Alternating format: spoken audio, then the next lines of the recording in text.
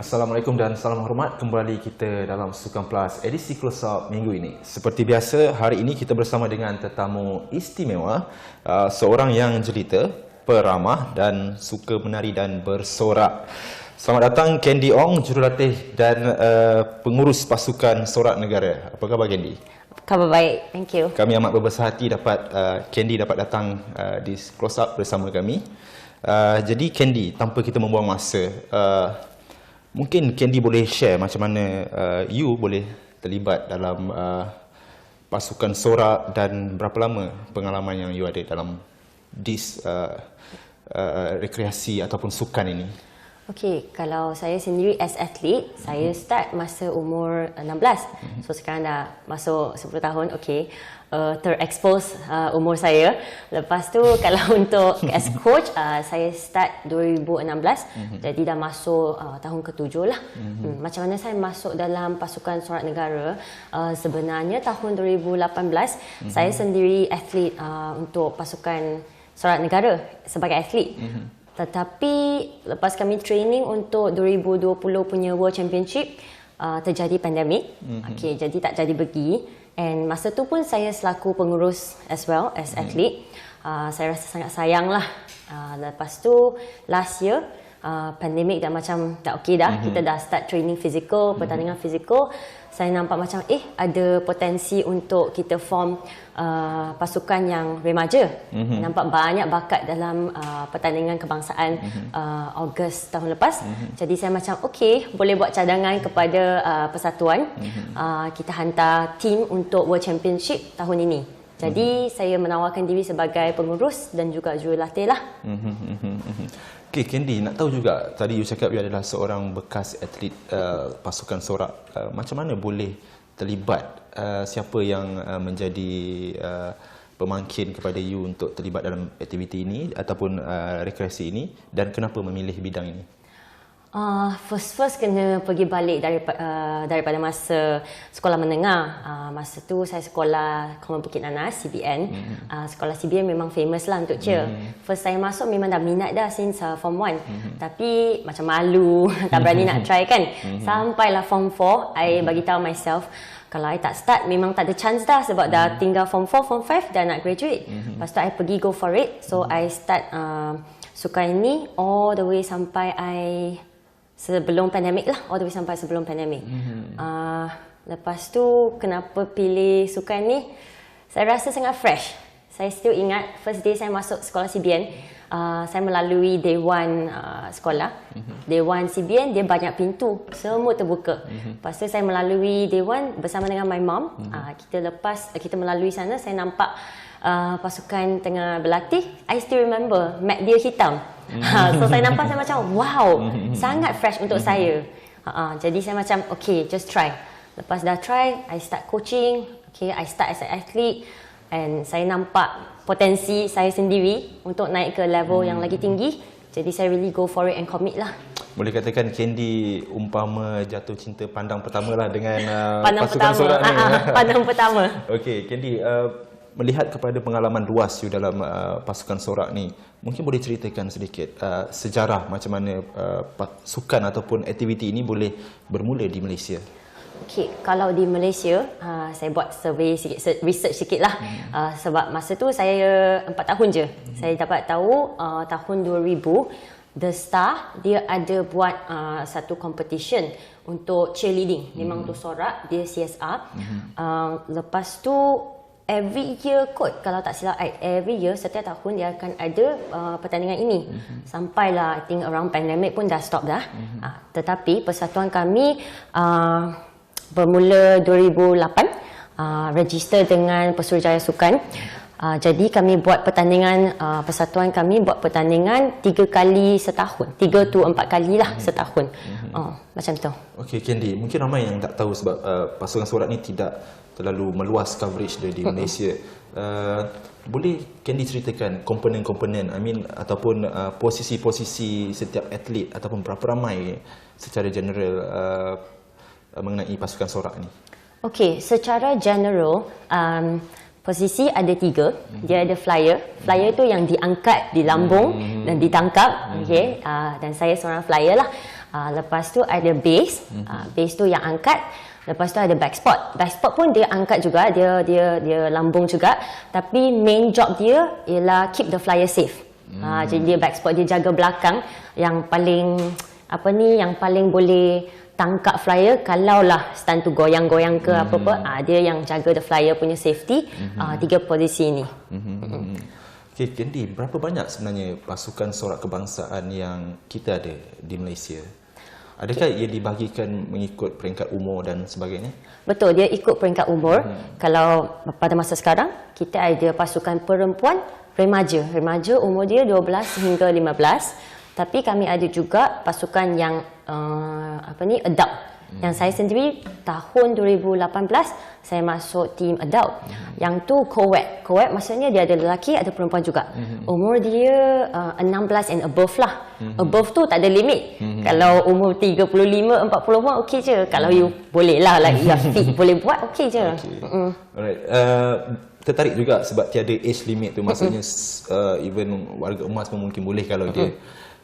Sepanjang pengalaman Candy, pernah ke jumpa dengan atlet sorak yang berumur? I ingat ada masa kat Singapore punya competition, dah lama dah, few years. Lepas tu ada kategori, nama kategori tu sangat special, dia panggil master. Okay. So dalam kategori itu dikumpulkan semua atlet yang berumur yang tua. Dia ada kriteria lah, like between this age to that age, ataupun kalau tak silap saya dia macam total age kena over berapa-berapa. Something like that. Sebenarnya sangat menarik kalau dengar daripada penceritaan Candy mengenai pasukan sorak ni. Jadi apa kelebihan bila seseorang itu dia menyertai pasukan sorak ni, dan sebab kita tahu aktiviti ni pun sebenarnya dia ada risiko kecederaan yang boleh kata serius juga, Candy. Betul. Risiko kecederaan dia memang ada dalam setiap sukan. Okay. And saya tak nafikan untuk cheerleading, bagi parents dia memang akan rasa macam first pandang pertama dia akan macam macam dangerous, okay, macam tak safe macam tu. Tapi kalau berbincang dengan coach, you akan faham that setiap stand yang budak-budak buat, dia ikut progression. Dia ikut apa yang atlet tu boleh buat. Kalau dia tak boleh buat, physically tak ready, kita takkan bagi budak tu buat. Jadi setiap sukan dia memang ada risiko dia lah. Kalau saya sendiri, saya kira laki lah, saya kira sangat bertuah. Lepas 10 years in cheer and masuk national team, my most serious injury ialah sprain ankle. And tu pun bukan sebab tengah buat cheer. Tu saya jalan ke lari kat gym, lepas tu ya. Boleh kata itu kecederaan paling serius yang Candy saya sendiri, saya bertuah. Sepanjang. Maksudnya ada lagi kecederaan yang lebih serius yang terjadi. Mungkin pengalaman Candy sendiri apa kecederaan serius yang Candy pernah tengok dalam pasukan sorak punya aktiviti ni? Kalau yang saya pernah tengok ada wrist pain, ankle pain. Knee injury pun ada. Sebab kalau dalam sorak ada satu elemen yang sangat penting, iaitu tumbling. Dia something like gymnastik, artistic gymnastik. Macam atlet tu dia lari-lari, lepas tu dia flip. Dia macam tu. So that part, elemen tu dia akan menggunakan knees dengan wrist dengan ankles banyak. Jadi kalau tak train properly atau tak ready, dia akan ada risiko kecederaan lah. Jadi maksudnya latihan dalam pasukan sorak ni bukan sekadar macam kita tengok angkat lambung, maksudnya latihan di gym juga ada? Betul? Ada kat gym juga. Ada spring floor, maksudnya yang bouncy punya lah. Untuk readykan atlet tu untuk buat skill itu kat floor yang biasa. Sebab untuk pertandingan, floor dia tak ada spring, tak ada bouncy. Jadi seseorang atlet itu dia perlu ada physical strength, betul, sebelum boleh dibenarkan untuk compete.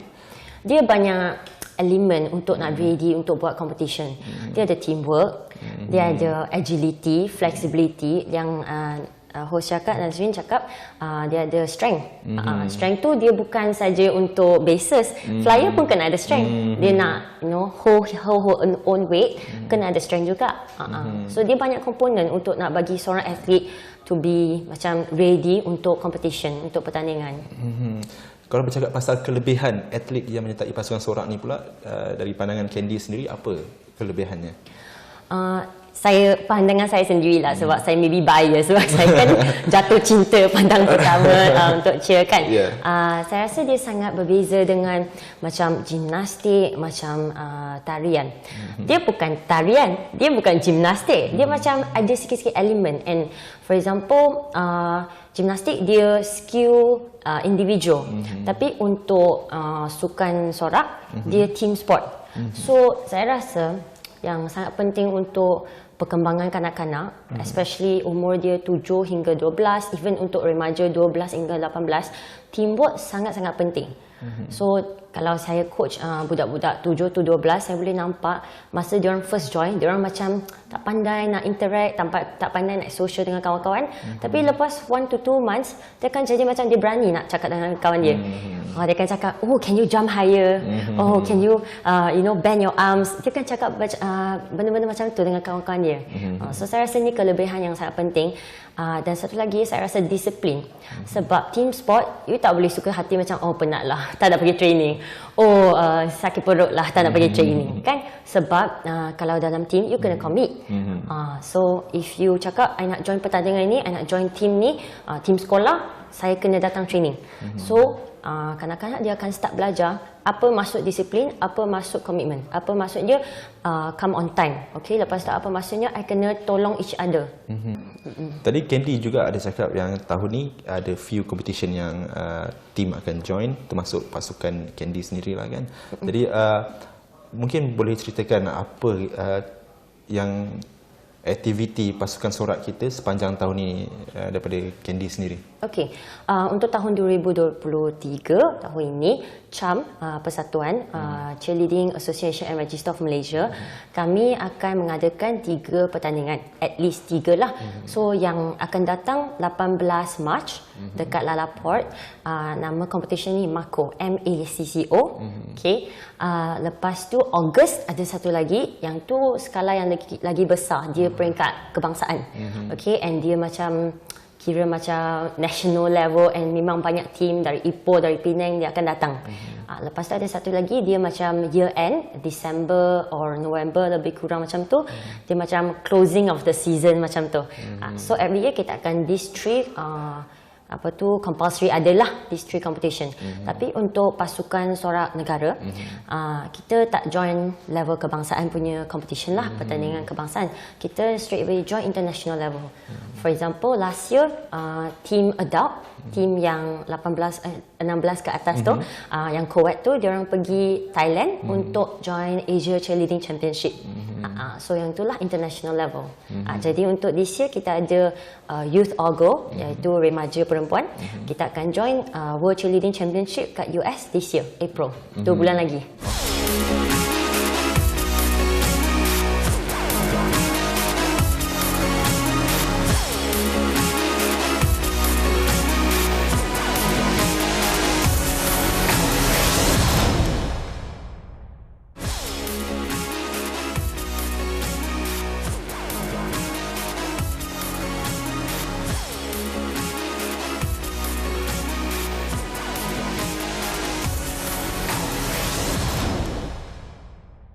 Mungkin Candy boleh cerita sedikit mengenai persediaan dan perancangan pasukan ketika ini, apa yang boleh ditambah baik ataupun apa yang lagi yang diperlukan pasukan ketika ini, apa kekangan yang dihadapi pasukan.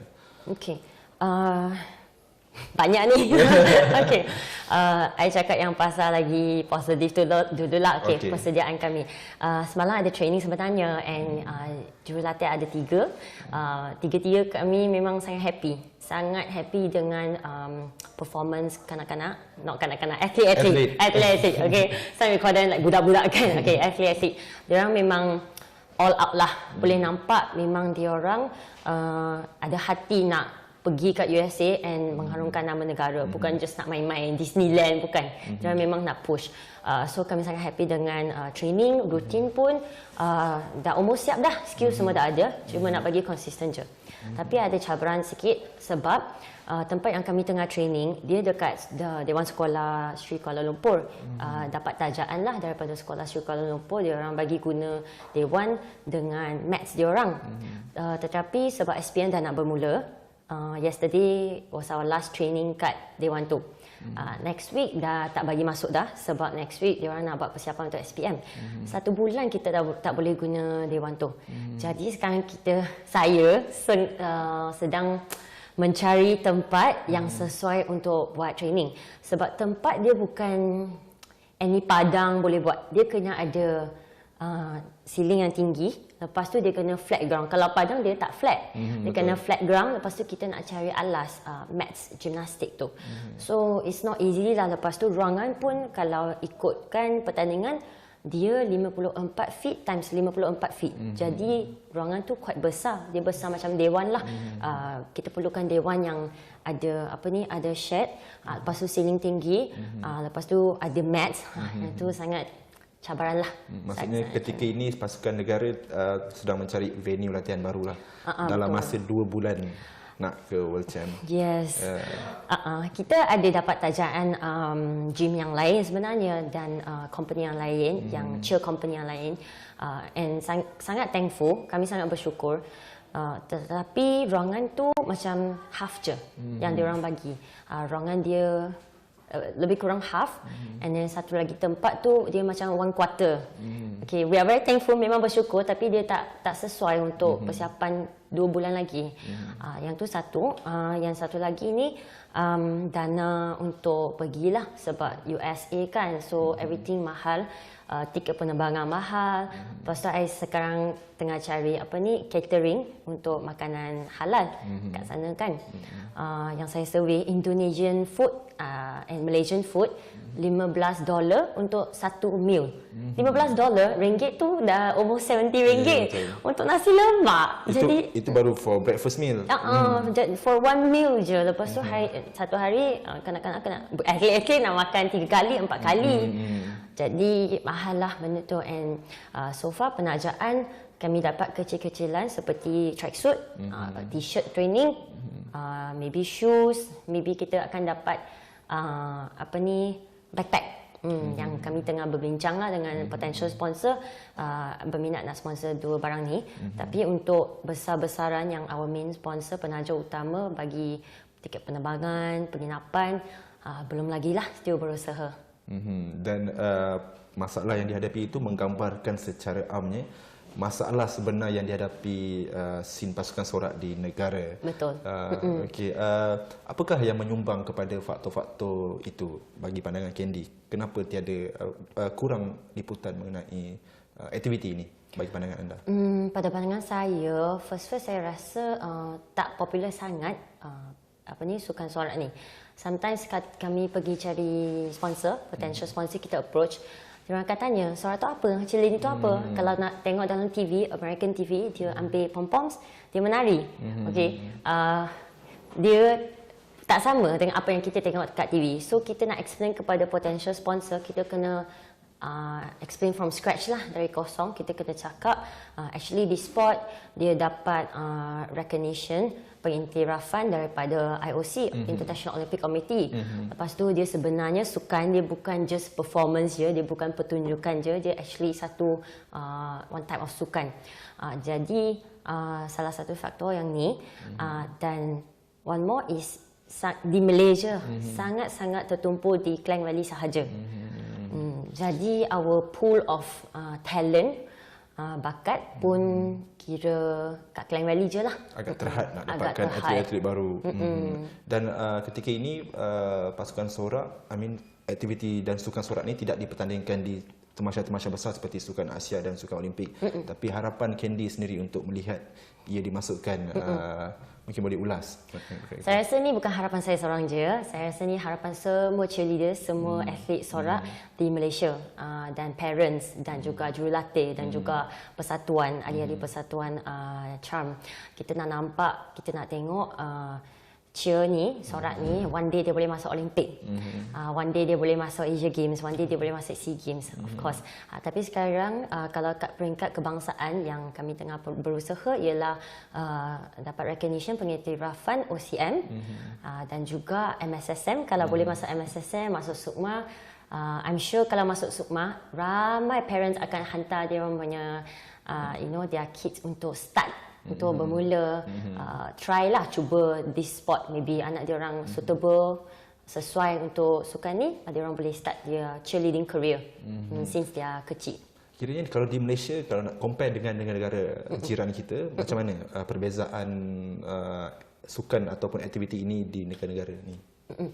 Kalau berdekatan macam Thailand, macam Philippines, boleh Google atau YouTube Team Thailand World Championship atau Team Philippines World Championship. You can nampak wow, sebab diorang peringkat antarabangsa yang setanding dengan USA, memang setanding.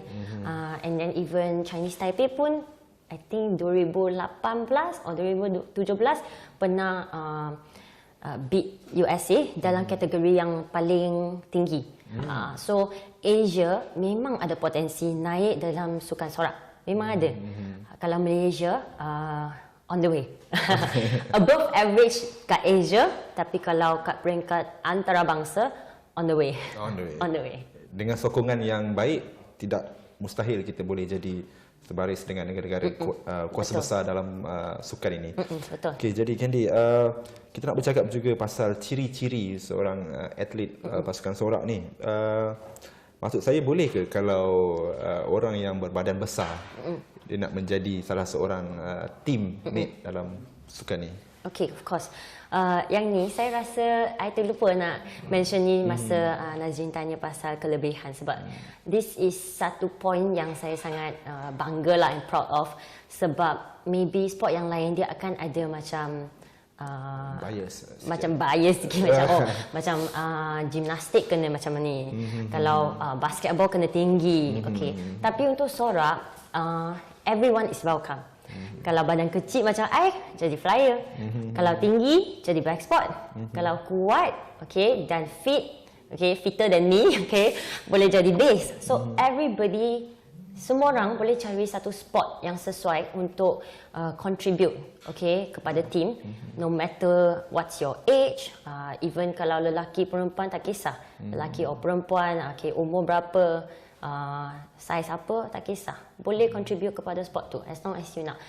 Kalau untuk sport, untuk pasukan sorak 2023 ni, untuk remaja perempuan ni, ada je yang girls yang lagi tinggi dari I, of course, sebab I tak tinggi sangat pun, okay. Girls yang lagi tinggi daripada I, yang lagi fit daripada I, memang banyak.